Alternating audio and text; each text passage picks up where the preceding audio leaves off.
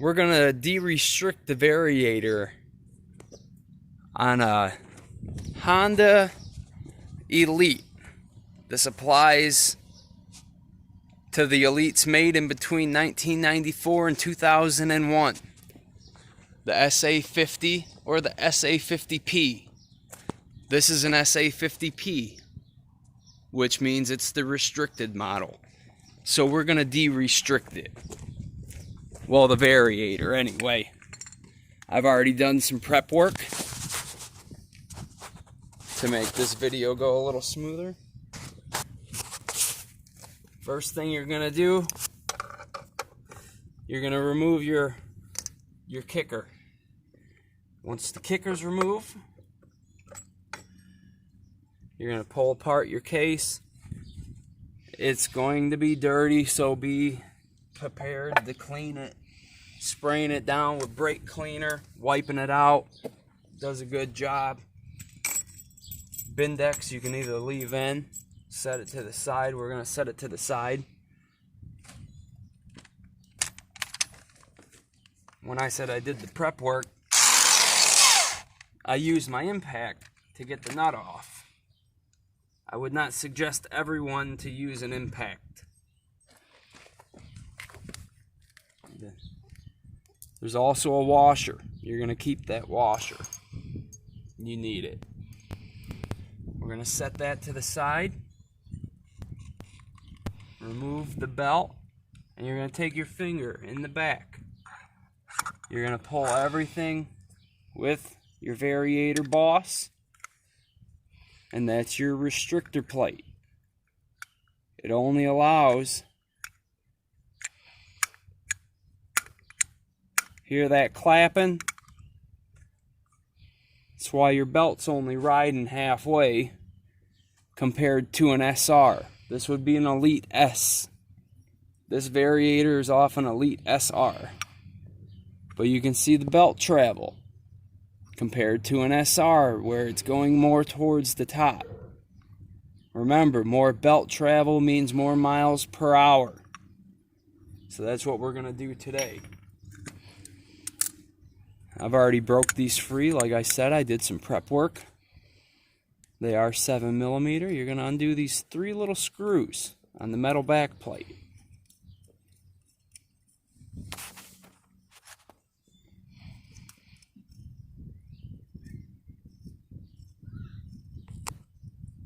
Now this is just to de-restrict your variator. By that back plate being able to move out further, allowing your belt to travel up more, you are going to gain a couple miles per hour out of the stock variator. Your plate, well, the restrictor plate anyway. Now you can see where this is, where it matches up. Look at all those miles per hour lost from being stopped. Garbage.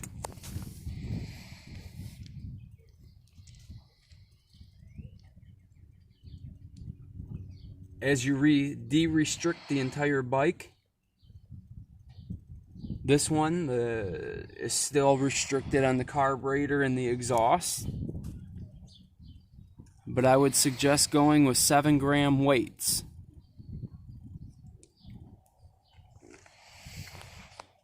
Also, aftermarket Polini variator, you'll gain at least 5 miles an hour by just changing your variator from a stock variator to a Polini variator. Now that the back plate is off, we're going to remove all these weights. You're going to take your 7-gram weights. Stock weights are 9 grams. So we're going to put our 7-gram weights in. Real easy. Drop them in the slot. You're going to take your back plate, says AH, just as a SR, AH. The only difference in the variator between the Elite S and the SR is the back plate we just removed. Now with your 7-gram weights, you can reinsert your starter bindex. You get your variator boss. You're going to slide everything back on. Push it back. Make sure your belt goes back on. You're going to put your drive face. You can even see on the drive face that belt's not moving much. Drive face back on.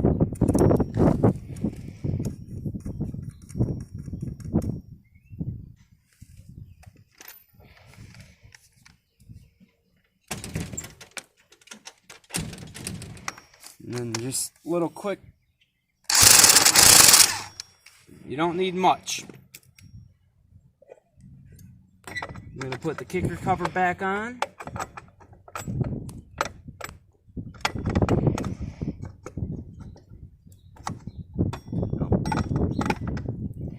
You got to line up that bindex too. There's a hole on the inside. Let me show you guys. But there's a small bearing that starter bindex rides on. This one still needs to be cleaned up. It's for information purposes only. Put your kicker cover back on. Put your screws back in. Your kicker back in. You now have a derestricted variator.